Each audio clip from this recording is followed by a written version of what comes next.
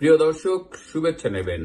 সম্প্রতি দুজন খুনির দুটো সাক্ষাৎকার নিয়ে ব্যাপক আলোচনা সমালোচনা চলছে। একটি সাক্ষাৎকার দিয়েছেন খুনি ইউনূস, আর একটি সাক্ষাৎকার দিয়েছেন বঙ্গবন্ধুর খুনির ফাঁসির দণ্ডপ্রাপ্ত পলাতক আসামি ডালিম, যে মেজর ডালিম নামে পরিচিত। আজকে এই দুটো সাক্ষাৎকার নিয়ে আপনাদের সাথে কথা বলবো। অনেকেই আমাকে অনুরোধ করেছেন আমি যেন এই দুটো সাক্ষাৎকার নিয়ে একটা বা দুটো এপিসোড করি। তো আমি প্রথমে কিন্তু চাইনি, তারপরেও আপনাদের প্রতি শ্রদ্ধা জানিয়ে আমি আজকে এই দুটো সাক্ষাৎকার নিয়ে একটু পর্যালোচনা করব।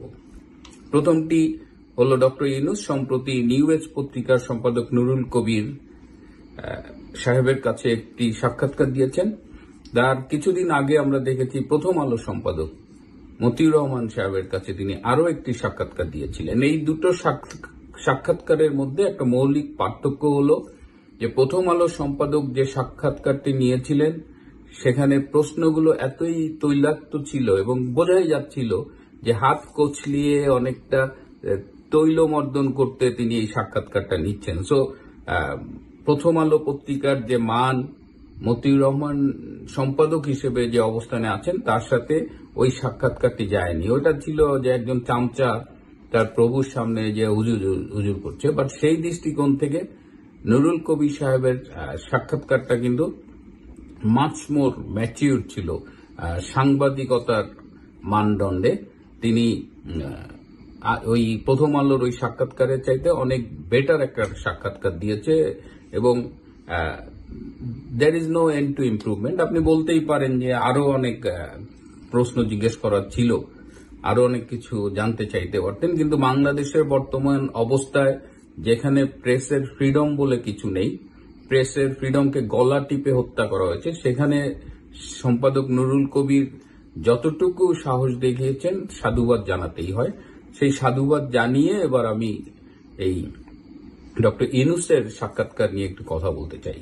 এই সাক্ষাৎকারটি শুরুই হয়েছে মিথ্যে দিয়ে, এবং মিথ্যে, দেশ পরিচালনায় অজ্ঞতা, অক্ষমতা, ঔদাসীন্য এবং খেললাম এরকম একটা ভাব কিন্তু সারা ওই সাক্ষাৎকারে আমরা দেখেছি। তিনি শুরুতে বলেছেন যে তাকে এই প্রধান উপদেষ্টা পদে বসিয়েছে ছাত্ররা। আমি কয়েকদিন আগে একটা এপিসোডে ডক্টর পিনাকি ভট্টাচার্যের ভিডিও ক্লিপ থেকে দেখিয়ে বলেছিলাম যে তিনি আগের দিনও পিনাকির সাথে এটা নিয়ে কথা বলেছেন। এন্ড এই যে এটা একটা মেটিকুলাসলি ডিজাইন যে কনস্পিরেসি, এই কনস্পিরেসির মাস্টার মাইন্ড হলো এই doctor Yunus. He is the master mind. এর সাথে আরো অনেক প্লেয়ার জড়িত, স্টেক হোল্ডার জড়িত, বাট হি ইজ, এবং সে পুরোটা জানতো। এবং সে প্যারিসে চলে গেছে, হি ওয়াজ ইগারলি ওয়েটিং বাংলাদেশে কি হয়, এবং সে 5 তারিখে কিন্তু আসে নাই। সে দেখছে যে এই ঘটনার পরে আবার পাল্টা কোনো বিপ্লব বা অভ্যুত্থান হয় কিনা। সে 8 তারিখে নিশ্চিত হয়েছে যখন 7 তারিখে, তখন সে 8 তারিখে বাংলাদেশে আসছে।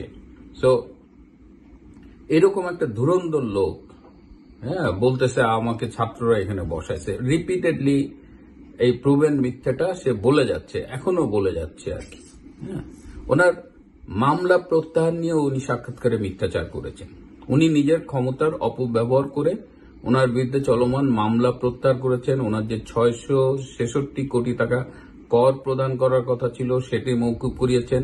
গ্রামীণ ব্যাংকের কর মওকুফ করিয়েছেন 2029 সাল পর্যন্ত। প্রবাবলি গ্রামীণ ব্যাংক ব্যাংকিং নিয়মে চলে। সো গ্রামীণ ব্যাংক অন্য ব্যাংকের মতো ট্যাক্স দিতে বাধ্য, কিন্তু উনি ট্যাক্স মওকুফ করিয়ে নিয়েছেন। এই সবই ওনার ক্ষমতার অপব্যবহার।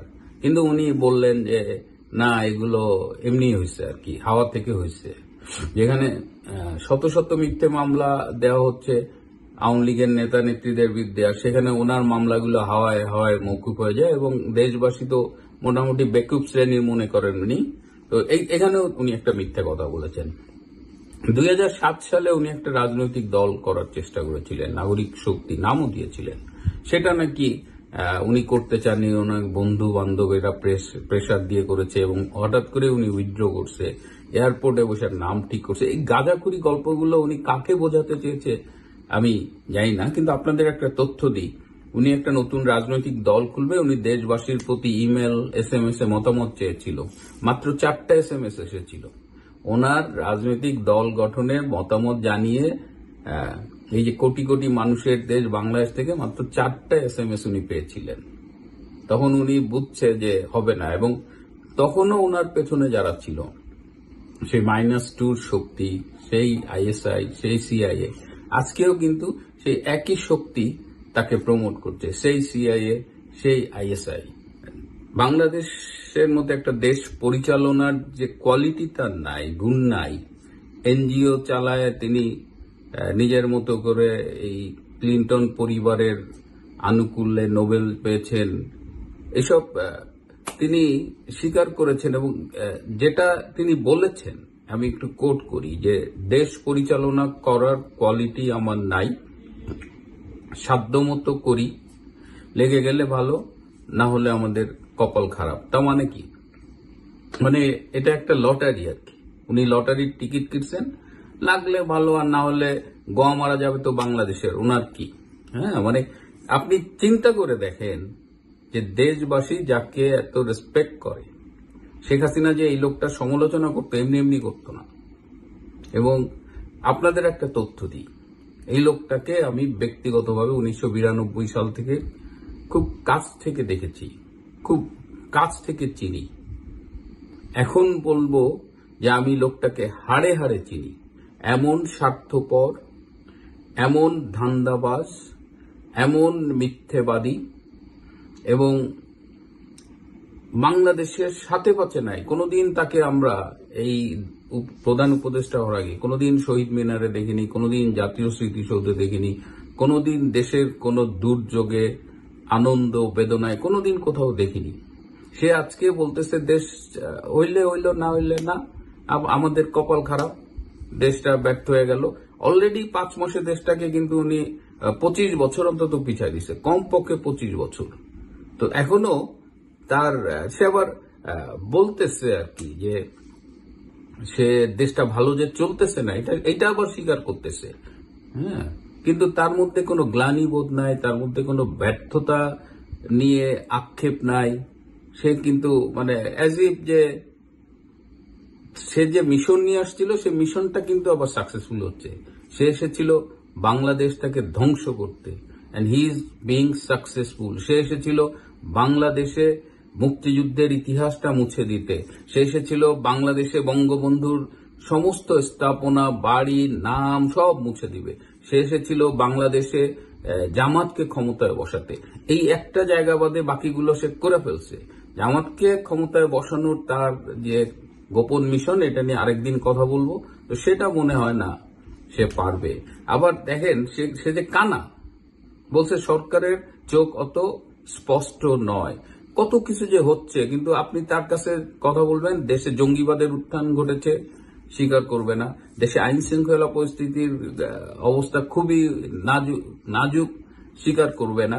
মানে দেশটা যে এরকম ধ্বংসের শেষ প্রান্তে নিয়ে গেছে 5 মাসে, হ্যাঁ, কিন্তু তার মধ্যে কোনো বিকার নাই। আবার দেশ ভালো চলছে না এটাও বলতেছে। সে একটা উদ্ভট একটা সাক্ষাৎকার দিচ্ছে। সিন্ডিকেট, দ্রব্যমূল্যের সিন্ডিকেট দমনে সম্পূর্ণ ব্যর্থ, মূল সমস্যায় না গিয়ে সব দোষ সিন্ডিকেটের কাঁধে চাপানো। আবার একটা উদ্ভট সমাধানের কথা বললেন, যে বিভিন্ন জায়গায় ট্রাক পাঠিয়ে তিনি মালামাল আনবেন, যেটা মানে তিনি নিজে করেও দেখাতে পারেনি। তো এরকম একটা সাক্ষাৎকার। এবং উপদেষ্টা পরিষদ গঠন নিয়েও তিনি মিথ্যাচার করেছেন, বলেছেন যারা কাছে পাইছি তার। এই প্রত্যেকটা লোক তার নিজের স্বজনপ্রীতি কাকে বলে? ডক্টর ইউনূসের মতো স্বজনপ্রীতি কেউ দেখায়নি। তার মেয়েকে নিয়ে বিদেশে যায়, তার ভাইপো তার ডেপুটি প্রেস সেক্রেটারি নাকি, তার ইউনূস সেন্টারের CEO, সে SDGর অ্যাডভাইজার, সব তার লোক। NGOতে যাদের নিয়ে ওঠা বসা করতেন, গ্রামীণ ব্যাংক একদম শুরু থেকে যে তরুণীর সাথে ছিলেন নূরজাহান, তাকে বানিয়েছেন স্বাস্থ্য উপদেষ্টা, যিনি স্বাস্থ্যের জানেন না এবং যিনি ব্যক্তিগতভাবে বেশ অসুস্থ এবং রাষ্ট্রীয় খরচে কিছুদিন পর পর সিঙ্গাপুরে যেয়ে চিকিৎসা করে আসেন। এই হলো তার মানে উপদেষ্টা সিলেকশন। রেজওয়ানা হাসানকে চিনতেন, একসাথে কাজ করছেন এই এনভায়রনমেন্ট নিয়ে, তাকে নিয়ে আসছেন। শারমিন মুর্শিদকে নিয়ে আসছেন। ওদিকে ফরহাদ মজার আছে, সুতরাং তার লিভিং পার্টনার, তাকে নিয়ে আসছে। আসিফ নজরুল। তো নিজেরা খাইলাম আর কি, খেললাম না খেললাম, এরকম একটা মানে দেশ পরিচালনা যে একটা টাফ টাস্ক, এবং এটা যে পারতে হয় এবং এটা পারার জন্য যে দক্ষতা প্রয়োজন, কোনো কিছু নিয়ে তার বিকার নাই। তো এই সাক্ষাৎকারটা আপনাদের অনুরোধে আমি শুনছি, কিন্তু আমি তো এটা চিনি, I know him very well, এবং he has done the same thing. যেভাবে তাকে চিনতাম তার কোনো চেঞ্জ নাই। সেই স্বার্থপর, সেই বিদেশি প্রভুদের পাচাটা ইউনূস সেখানেই আছে, এবং সাক্ষাৎকারেও সেটি কিন্তু প্রকট হয়ে উঠেছে। এবার খুনি ডালিমের সাক্ষাৎকার নিয়ে অল্প কিছু কথা বলতে চাই। প্রথমত, আমি এই সাক্ষাৎকারটি দেখিনি এবং আমি ধারণাও করতে পারি না যে এরকম একটা খুনির কাছ থেকে কথা শুনতে হবে।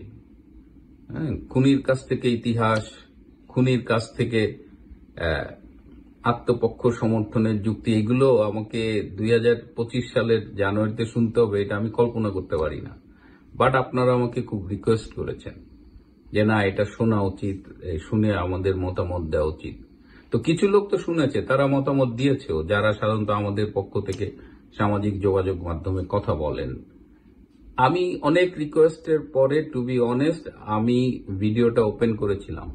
আমি প্রথম 2 লাইনে মেজর ডালিমের যে বর্ণনা দেওয়া হচ্ছে ওটা দেখার পরে আমি কন্টিনিউ করতে পারিনি, trust me. So I stop that. কিন্তু তারপরেও ফেসবুকে নানানভাবে কমেন্টস আসতে থাকে যে এই বলছে, ওই বলছে, সব তো আমি এড়াতে পারিনি। কিন্তু আমি যেটা দেখলাম যে 2007 সালে বঙ্গবন্ধুর আরেক খুনি পলাতক খন্দকার রশিদ, কর্নেল রশিদের ইন্টারভিউ ছাপিয়ে এরকম প্রচার করেছিল এই একটা বেসরকারি টিভি চ্যানেলের এক সাংবাদিক। তখনও এই ইউনূসকে দিয়ে -2 ফর্মুলা করার চেষ্টা করা হচ্ছিল। সেই একই প্লেয়ার, মাস্টার প্লেয়াররা এবার রশিদের পরিবর্তে ডালিমকে নিয়ে আসছে, এবং ডালিমের সাক্ষাৎকারের যে জিসটা আমি যেটা ফেসবুক থেকে পেয়েছি, যে সে বিএনপিকে এবং জিয়াউর রহমানকে খুব কন্ডেম করেছে, স্পেশালি জিয়াউর রহমানকে কন্ডেম করলে তো বিএনপি অটোমেটিক ব্যাকফুটে যায়, এবং জামাতকে হাইলাইট করেছে। তার মানে এবারও যে আওয়ামী লীগকে বের করে দিয়েছি, বিএনপিকেও বের করে -2 দিয়ে এবার তারা এই ইউনূসের হাত ধরে জামাতকে ক্ষমতা আনতে চায়। সো এই মেজর ডালিমের এই সাক্ষাৎকার, এবং মোটামুটি সবই মিথ্যা কথা বলেছে। এখন সবচেয়ে ইন্টারেস্টিং প্রশ্ন হলো, এটা কি রিয়েল না ডামি? এটা কি রিয়েল ডালিম? কারণ ডালিমের যে বয়স, সার্টিফিকেটের বয়স, সেটা হলো তার এখন বয়স সার্টিফিকেট অনুযায়ী 78, কিন্তু সে নিজে বলেছে তার বয়স 75। তারপরে তার মুক্তিযুদ্ধে তার ভূমিকাটা সাহসী ছিল। মেজর ফারুক, কর্নেল রশিদ, এরা কিন্তু পরে জয়েন করছে, একদম শেষে নভেম্বরের দিকে। সো বাট মেজর ডালিম শুরু থেকেই মুক্তিযুদ্ধে অংশগ্রহণ করেছিল। মুক্তিযুদ্ধে সে যে খেতাবটা পেয়েছিল বীরুত্তম, আমি শুনেছি যে তাকে কয়েকবার বীর প্রতীক বলা হয়েছে, এবং তিনি সেটার বিরোধিতা করেননি।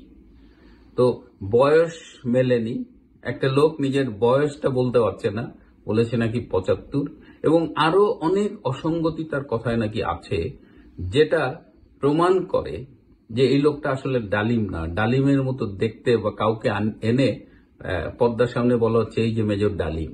So who knows, it may be ডালিম, মে নট বি ডালিম। কিন্তু এইসব কুলাঙ্গার খুনি, এদের কথা শুনতে হবে সময় নষ্ট করে, তাও বোধহয় 1.5-2 ঘন্টার মতো একটা সাক্ষাৎকার, 2 ঘন্টা নষ্ট করে। কিছু লোক শুনবে, তাদের এটার স্ট্র্যাটেজি ঠিক করা, তাদের অনেক অনেক কারণে শুনবে, কিন্তু আমরা সবাই মিলে সবাই ঝাঁপিয়ে পড়ে শুনবো আমি sorry, I don't have that time, I don't have that mentality. সুতরাং যারা আমার কথা শোনেন, পছন্দ করেন অপছন্দ করেন, তাদের কাছে আমার অ্যাটিটিউডটা জানাইলাম। এবং আমি বিশ্বাস করি যখন আমরা রাস্তা দিয়ে হেঁটে যাই, তখন ধরেন অনেকগুলো রাস্তায় অনেক কুকুর থাকে, কুকুর ঘেউ ঘেউ করতে থাকে।